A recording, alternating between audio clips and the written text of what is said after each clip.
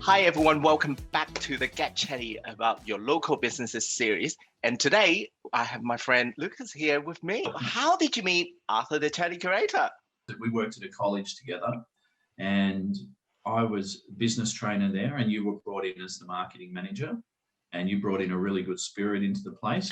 It was good to see somebody come in and really, this is not going to work here in Australia. I'm just being loud and myself and never shut up. That's the one. There's too much vanilla out there. Vanilla's not going to change things up, is it? Absolutely. From my understanding, that place was a startup, and many startup that they just feel, look, I mean, if you're being a startup, one of the ways to approach it is being a disruptor. And sometimes that you can't be vanilla when you want to be a disruptor. Do you mind letting the audience know a little bit about yourself and what you do? Yeah, sure. So I've been working in innovation entrepreneurial space for like a number of years now. I'm just finishing a PhD actually. So PhDs are part of this story, but really what I'm interested in is helping small businesses to evaluate their businesses. And I used to be pretty interested in the technology side of it, but now I'm sort of looking at solutions for small business that are technology agnostic or not so novel. I found that lots of benefits can be got to small business just from applying existing marketing and technology type equipment out there, software out there. So that's pretty much from work perspective what I've been doing, fine-tuning the way I deliver that for a number of years. It's a very interesting thing because if we look at, for example, all the news and public funding and all of the support in Australia and offered in 2020, there's a bit of an imbalance of some sector got a lot and then some other sector virtually got nothing.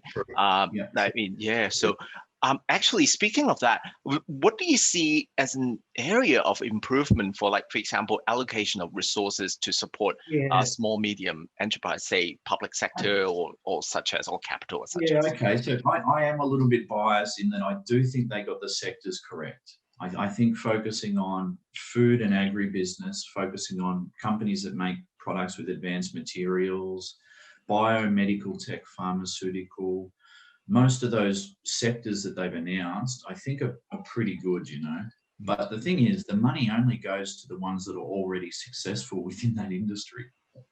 So it's kind of like they're just expecting a flow down effect from giving the already successful companies more incentive, that it's going to flow down to all of the small, medium businesses and intermediate. And what I'm finding is companies I'm talking to, they don't want to speak out because you don't want to get the government offside because you think, well, money could be just around the corner. But largely, I mean, how many of us out there have benefited from government grants? Like, genuinely, I think it's not there. Now, look, I mean, yep. No comment on that one. It's almost like we're all sort of too scared to say what's really happening because it's like, well, maybe my little handout will come. But I just think we have to get in there and get help for these SMEs that's affordable and accessible and stop waiting for the government to hand out the money. It's very interesting because what you just said it's because one of the areas that I work with a lot is actually the art. And last year that there are some grants available, there are some loans available, but even within the arts that there are some areas that get a little bit more than others. So and I think for me, one of the key part about being the Chatty Curator is for treating creative people or even small to medium businesses to give them the knowledge and the understanding they need about their marketing need and how to promote themselves and operate as a business. Because unfortunately, it is part of part of the landscape to survive. At this point in time, it's, I wish that there is another way, but 2020 hit everyone quite hard, if I'm not being understatement. So I think, I think that's one of the things that we go along quite well is like, well, let's be proactive. Let's give it a go. Completely agree. Those jobs you're talking about, like from, say, product design, the technicians, the designers, the engineers, they're the underrated work, the marketers, Oh, yeah. they're the underrated workers, because they're not really recognized, because the way our government rewards innovation, they don't believe that these people are actually coming up with new inventions. Yeah. Because a lot of them, if you think engineers, they apply existing knowledge in order to innovate, and that should be rewarded, because Yeah. that is very important. I think it's really important that to just R&D is super important for the economy in general, Sure. to push things forward. And when there's a gap, that means that some are not being able to progress as far as the other ones. And when Yeah. fundings and resources are available for someone's already quite successful, yes, they are safe bet, but then that also means that, well, look, I mean that it's just, it's not very Yeah. balancey. Well, if you think about how value's created, so after R&D, then you go in and you've got your relationships with suppliers, your materials, right before production, and then you understand the customer marketing segment all the way out to sales after service. So what's happening is the government says, well, let's just throw everything into new product development, because they are right in saying the more product innovations we have, we will be more competitive as a country.